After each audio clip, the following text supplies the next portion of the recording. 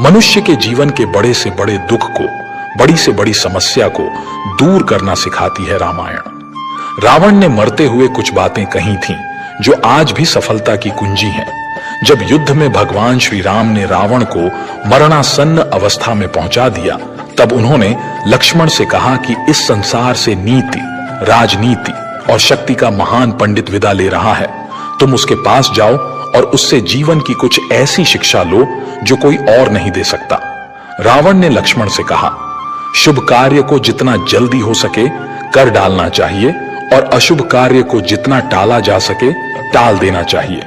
मैंने श्री राम को पहचानने में बहुत देर कर दी और इसी कारण आज मेरी ये हालत हुई है। अपने शत्रु को कभी छोटा नहीं समझना चाहिए। मैं ये भूल कर गया। मैंने जिन्हें साधारण वानर और भालू समझा, उन्होंने मेरी पूरी सेना को खत्म कर दिया। मैंने ब्रह्मा जी से अमरता का वरदान मांगा था कि मनुष्य और वानर को छोड़कर कोई मेरा वध न कर सके। मैंने उन्हें कमजोर समझने की भूल की। अपने जीवन का कोई राज हो तो उसे किसी को नहीं बताना चाहिए। कोई राज तब तक ही राज है जब तक वो तुम तक ही सीमित है। यहां भी मैं गलती कर गया, क्योंकि विभीषण मेरी मृत्यु का राज जानता था। ये मेरे जीवन की सबसे बड़ी गलती थी। दोस्तों, ऐसा कहा जाता है कि रावण हर बात का प्रकांड पंडित हुआ करता था। रावण ने अपने नाना सोमाली से कहा था, जो एक बार ठान लेता हूं उससे मैं कभी पीछे नहीं हटता। मृत्यु एक वीर पुरुष को अपने वचन से विमुख नहीं कर सकती। हनुमान द्वारा लंका दहन के बाद रावण ने अपने मंत्रियों से कहा था, लोग मेरे बारे में क्या सोचते हैं मुझे इसकी परवाह नहीं है। कुछ लोगों के लिए मैं एक देवता हूं और कुछ के लिए राक्षस। लोग केवल अपना स्वार्थ जानते हैं। जब आप में उन्हें कोई स्वार्थ दिखे तब आप उनके लिए देवता हो, और जब उनके स्वार्थ को आप पूरा न कर सको तब आप उनके लिए राक्षस बन जाते हो।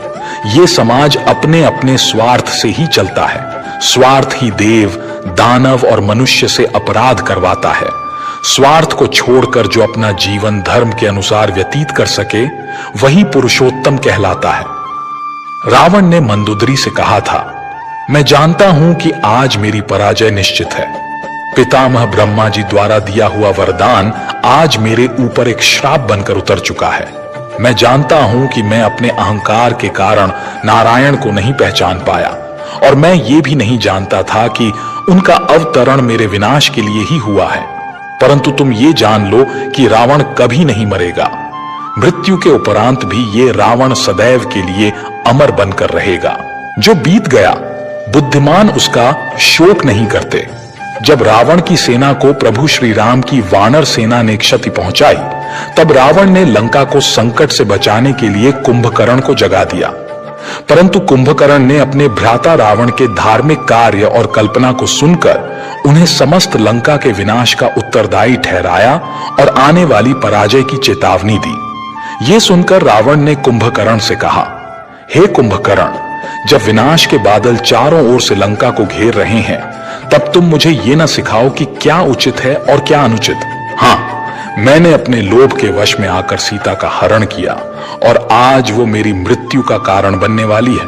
हाँ, मैंने नारायण को पहचानने में भूल की, जिसके कारण मेरे अनगिनत वीर योद्धा आज वीर गति को प्राप्त हो चुके हैं।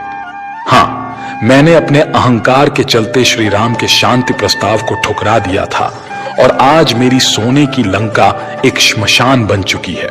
परंतु जो बीत गया, बुद्धिमान उसका शोक नहीं करते। भविष्य की चिंता कर्मयोगी कभी नहीं करते। इस समय जो शरण में होते हैं वही महात्मा कहलाते हैं। तो इसे मेरी मृत्यु से ही समाप्त होना पड़ेगा। यही विधि का लेख और नियति है। रावण इसे हंसते हंसते स्वीकार करेगा। इन अपशगुनों द्वारा आप रावण को डरा नहीं सकते। आपने क्या सोचा कि मैं, आपका परम भक्त दशानन रावण, इन अपशगुनों से डर जाऊंगा और युद्ध को रोककर राम के चरणों में समर्पण कर दूंगा? नहीं, रावण मिट्टी हो जाएगा परंतु झुकेगा नहीं। अपने आज को बेचकर जो जीते हैं वे एक कीट की भांति हर दिन मरते रहते हैं। दया की भीख में जो रहते हैं उन्हें जीवन भी दया का पात्र बनाए रखता है। इस युद्ध में मेरे अनेक सगे संबंधी, भाई, पुत्र और अनेक प्रजाजनों ने बलिदान दिया है।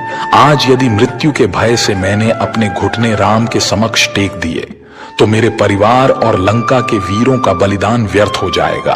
दोस्तों, प्रभु श्री राम का जीवन सबको सिर्फ एक कहानी की तरह पता है, लेकिन रामायण के अंदर जो जादुई और रहस्यमय ज्ञान छुपा है वह किसी को नहीं पता।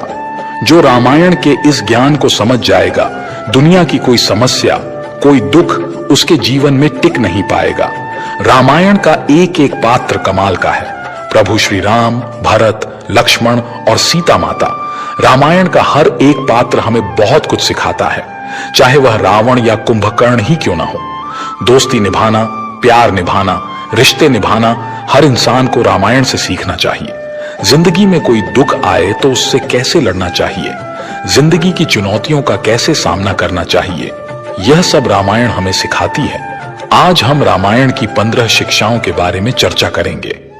माता पिता की इज्जत करना रामायण की पहली शिक्षा यह सिखाती है कि माता पिता की इज्जत करना प्रभु श्री राम से सीखना चाहिए। उनके राज्याभिषेक की घोषणा हो चुकी थी कि अयोध्या के अगले राजा प्रभु श्री राम बनेंगे, लेकिन रातों रात सब बदल गया।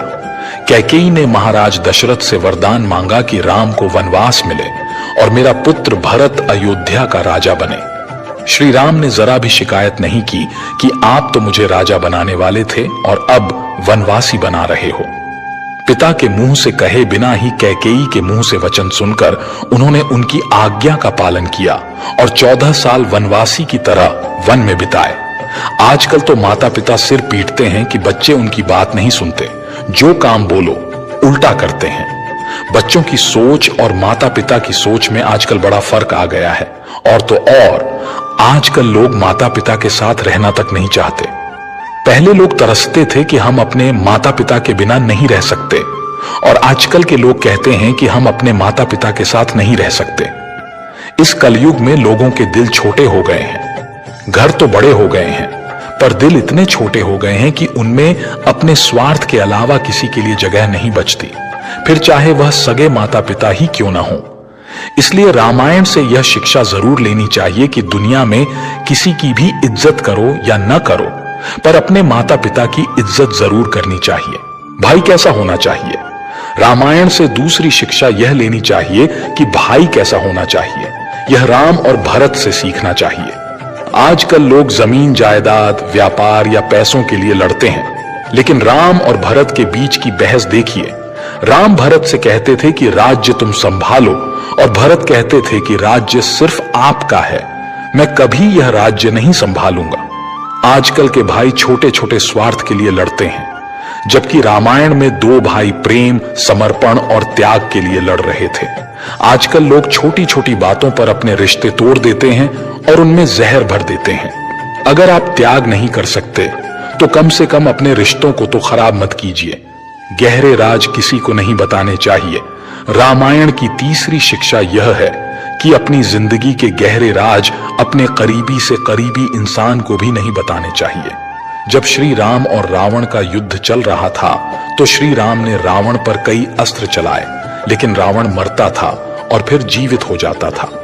तब विभीषण ने राम को बताया कि रावण की नाभि में अमृत का कुंभ है, जिसके कारण वह बार बार जीवित हो जाता है।